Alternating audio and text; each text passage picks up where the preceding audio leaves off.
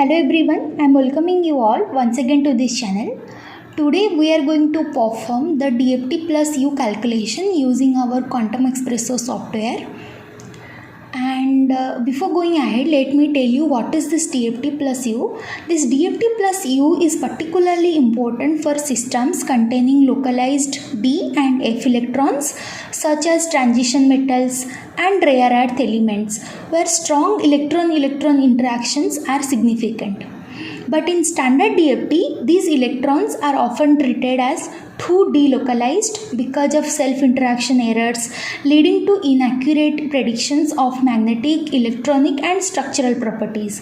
By introducing the Hubbard U correction, that is the DFT+U, it will improve the localized D and F electrons, providing a more realistic description of on-site Coulomb repulsion and enhancing the accuracy of calculated properties such as band gaps, magnetic moments, oxidation states and other adsorption energies as well. So that's why today we are going to perform this calculation using our Quantum ESPRESSO. So first, here I have taken the structure of CrMoCO2 and we will perform the DFT+U calculation. First we will try to do that using this BURAI software, that is the GUI of Quantum ESPRESSO. And here I am simply going to open the structure.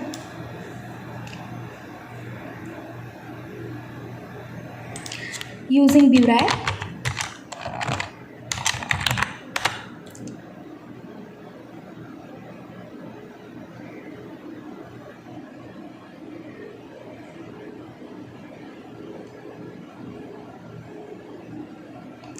As you can see here, I have opened the CrMoCO2 structure over here, and this is a two-dimensional structure, and I have simply taken the unit cell of it, and this is and here along the Z direction we have vacuum which is more than 15 angstrom, and the structure containing the C, Cr, MO and oxygen atoms.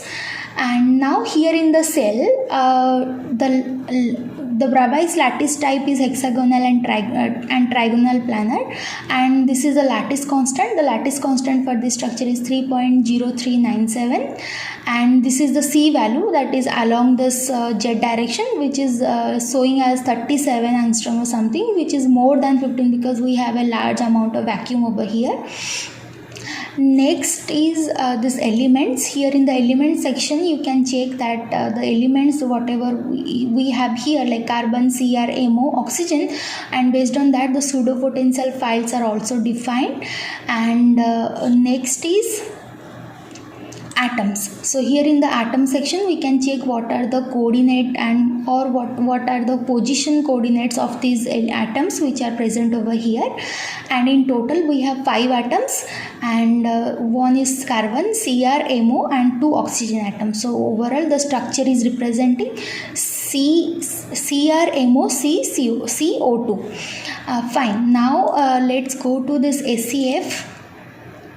And here we have our standard settings, like what is the restart mode, what is the maximum time, calculate force, stress. If you want any of this, you can also you can also say yes or no depending on the your requirement. Then the plane wave, the plane waves, and here the cutoff for the wave function is given as 25, but we can take it to a somewhat higher value.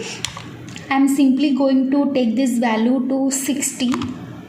So I have to set it 6.0 because we have a 10 to the power like a multiplication of 10 over here. So this will become 60. And now if you want to also increase or decrease the cutoff of charge, we can also do that. So for this time I am increasing it to a bit. So I am simply making it to 4.8. So I have to write it like this, 4.8, right? So it will become 480.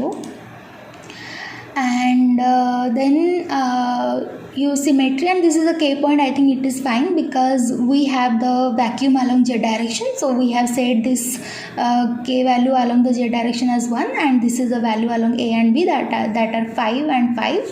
Then smearing is Gaussian, everything is fine. Then electronic optimization, here we have this maximum step, then threshold. If you want, you can also increase it to a bit because we are going to perform this DFT+U. If you want, you can also increase it like 10 to the power minus 8 also, no issue in that. And so all this part I think we have already covered in our previous videos. You can also check it there, and these are all the charge density, initial gas and all fine. Now in the magnetization we can check that the polarization is collinear, and here if you can check, like by default it is showing that carbon has zero magnetization, and chromium and manganese and molybdenum has some values, and this oxygen is also having zero value. So that means these two particular, this Cr and MO, they have some magnetization value, that they are magnetic element. So we can increase this magnetic value to a further. So for this I am setting the value as 0.6 for chromium, and for MO I am setting it to 0.4. Fine. So after simply hitting on enter, I have changed these values. Now in the GGA+U setting we have to apply, like as we are going to calculate this DFT+U thing, so we have to set first yes. Then here we have to provide how much Hubbard parameter, that is this U value you want. As we know, the C and O they are non-magnetic, so we are not going to provide any U value for them. Rather we are going to provide CRMO because they have some d orbitals, and here this value we can provide for Cr, which will be equal to 3.5 for Cr, and for MO this value is 2.5. Fine. So now I have set all these U values and this magnetization value. Now we can go to this optimize section. Here is also everything is set, and we are done with the units, like the input parameters. Let's go to this input file. So here we are going to perform this relax, and we are not here, as you can see, like the variable cell is here is no, because we have the vacuum along one direction, so we can't set as variable cell yes, because we want to only check the position changes, not the cell change. So this calculation is relaxed, and everything whatever we have given here, you see like the LDA+U, that is this U parameter is true and all, and this is the magnetization that we have set. Next one, where is our U values? Yeah, here is our U value. Yeah, you can check this Hubbard U2 and this U3, like depending on the chromium and for the chromium and for the molybdenum. So this is how our input file is done. Now we can go simply and we can try to run the simulation, and let's save the project. Can save it here. Here only I can give new or something, any name you can choose, and click on OK. So now it is optimizing, and we got some error in this case. No issue in that. Let's go and open that. So here I am going to open the results, and here in the crash file you can check, it is showing that from system check-in errors, and the DFT plus Hubbard input syntax has changed since version 7.1. That means the way we have written the input file is now changed. So let's open this, and I'm going to open this Espresso input file. Yeah, so now so it is saying that the input file that you have written, it has some changes depending on the version 7.1 or something it has shown. So for that, let's now search the same in the documentation. So here I have simply searched the documentation for Quantum ESPRESSO. Let me click here, And here in the documentation, the package specific documentation, we can go here. And here I have found the documentation for the specific topics like Hubbard input, various other things are also present. So I am clicking on this particular PDF. And from here we can read what is the new DFT plus Hubbard input in Quantum ESPRESSO. Now let's come here, and you can also read this. I will provide the link over the description box. And here you can check, in the past to use this case we had to specify in the pw.x input file example the following tags. So this is what we have also given. Like here we have given this Hubbard U2, U3 and this LDA plus U is equal to true and all. So this is how we were providing in the earlier, but currently below is the example of the new input syntax of DFT plus U for this particular structure. So now the input syntax has been changed, and this is how we have to provide our U values at the end of the input file.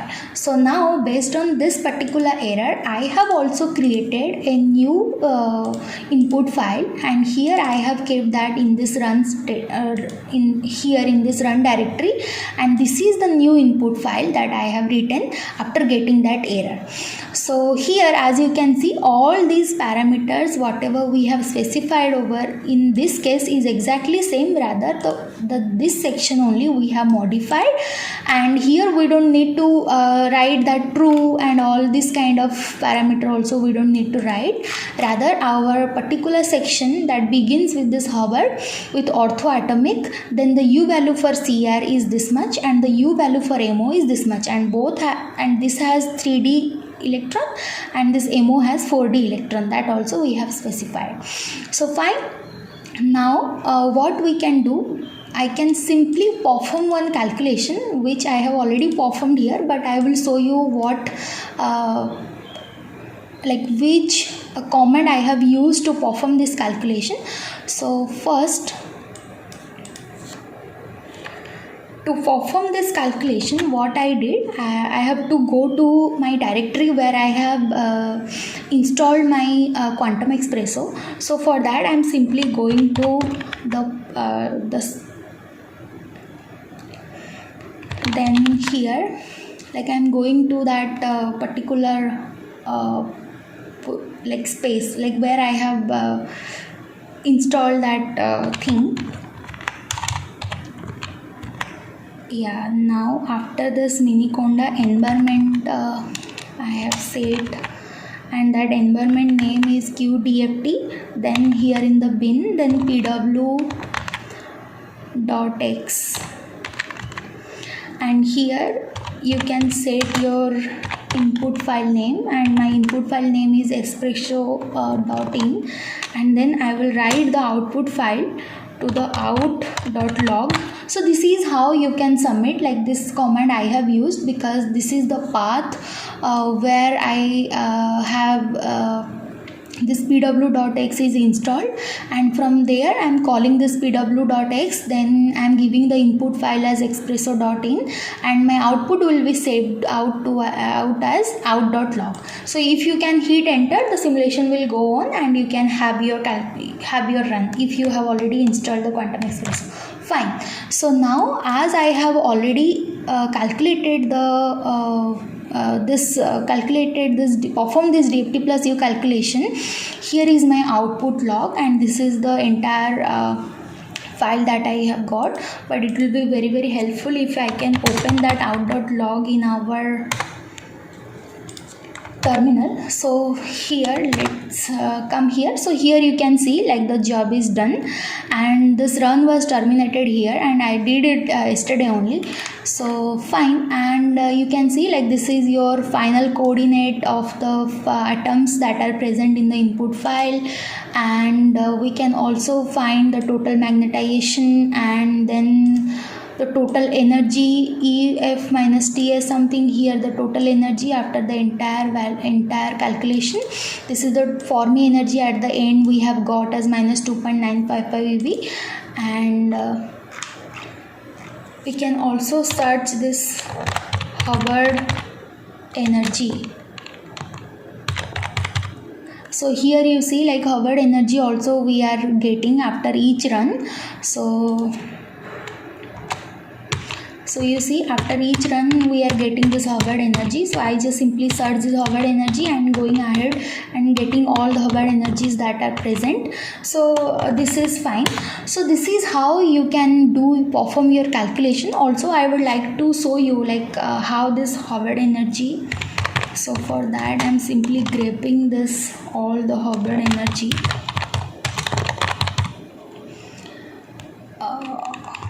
Let me first, I can simply copy this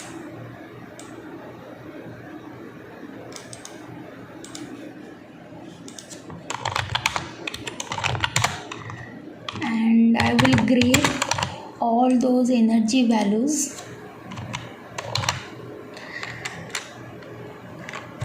from the output.log. So these are all the Hubbard energies depending on the number of SCF cycle that we have. Suppose we have total this much steps like 1, 2, 3, 4, 5, 6, 7, 8, 9, 10. So 10 iterations we got for optimizing this thing, and that's how we have got 10 such Hubbard energies. And I can also show you how can we save this file. And so all these Hubbard energies I can save it.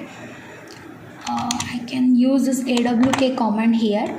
So simply I am going to save this. So I am going to save only this energy so that we can plot the graph and we can check how these energies are varying with the step. And here simply I am going to print the column 4